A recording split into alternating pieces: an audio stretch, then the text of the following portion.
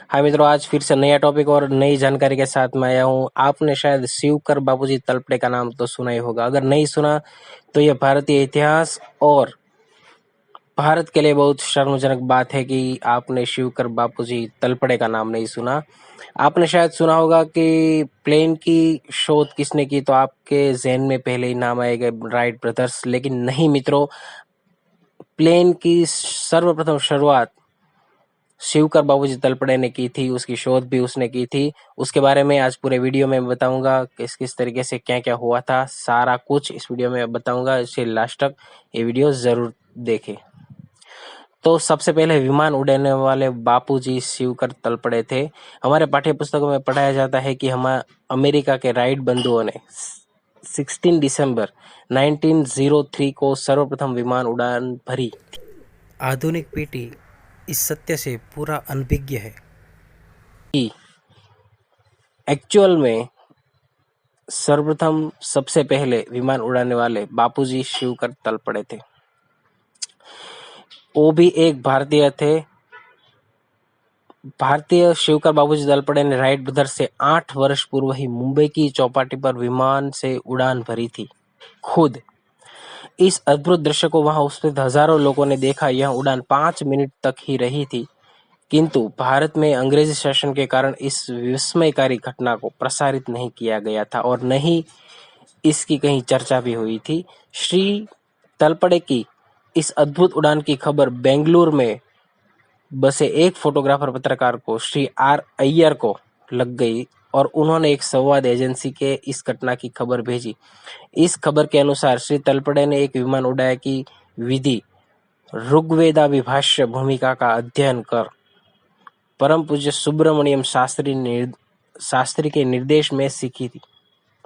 तो वेदों में वर्णित महर्षि भारद्वाज के यंत्र सर्वस्व के वैमानिक प्रकरण का अध्ययन कर बड़े परिश्रम से उन्होंने वैदिक विमान विद्या पर अनुसंधान कर विमान बनाकर उसे उड़ाया था।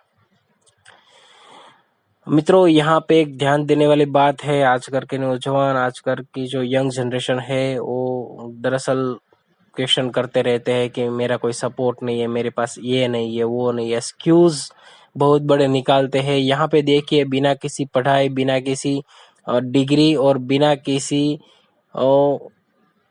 के सपोर्ट शिवकर बापूजी तलपड़े ने अपने वेदों से ऋग्वेद पढ़ करके उसने विमान बना दिया था।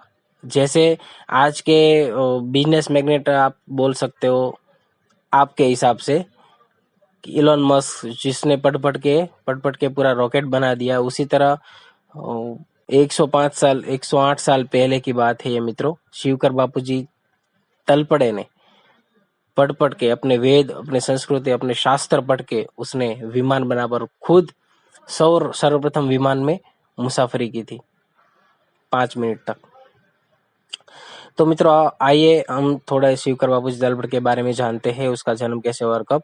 शिवकर बापूजी तलपड़े का जन्म 1864 में मुंबई में हुआ था। वे संस्कृत साहित्य एवं चित्रकला के पंडित थे।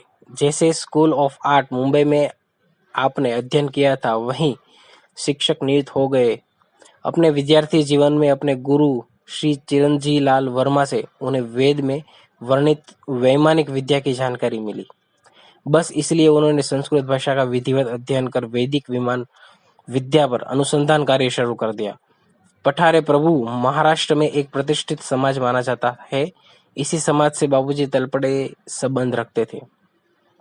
उनके भतीजे श्री A.K. देसाई के अनुसार अपनी युवावस्था में उन्होंने घने में बापूजी तलपड़े द्वारा निर्मित विमान के कलपुर्जे एवं पंख पड़े देखे थे। उस वक्त उसका महत्व वे नहीं समझ सके।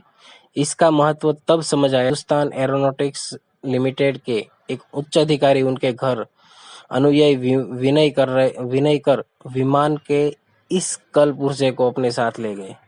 बापूजी तलपड़े ने अपने जीवन काल में कई पुस्तक लिखी, जिनमें प्रमुख है प्राचीन विमान कला का शोध, ऋग्वेद प्रथम सूक्त व उसका अर्थ, पातंजलि योग दर्शनागत शब्द का भूतार्थ दर्शन, मन और उसका बल, गुरु मंत्र महिमा। तलपड़े जी का निधन लंबी बीमारी के बाद 17 सितंबर 1917 को हुआ था। कैसी विडंबना है कि ऐसे चमत्कारी महापुरुष द्वारा निर्मित विमान के कल पुर्जों को हमने सहेजने की कोशिश तक नहीं की, जबकि अमेरिका में राइट बंधुओं द्वारा निर्मित विमान को वहां के वैज्ञानिक संग्रहालय में सुरक्षित रखा गया था। देखिए ये मित्रों, ये हमारी जो एक शर्मनाक घड़ी भी हो सकती है। शायद पौने से ज्यादा इंडियंस, भारतीय लोग ये नहीं जानते कि असली,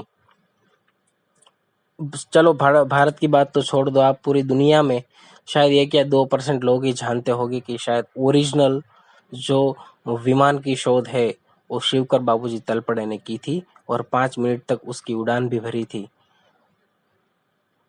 तो अगर ये वीडियो अच्छा लगे तो मित्रों आप शेयर करो और सब्सक्राइब करो। अगर आपको ऐसी नई जानकारी चाहिए तो कमेंट बॉक्स में लिखिए कि किस केस स्टडी आप बनाना चाहते हो। अस्तु, धन्यवाद।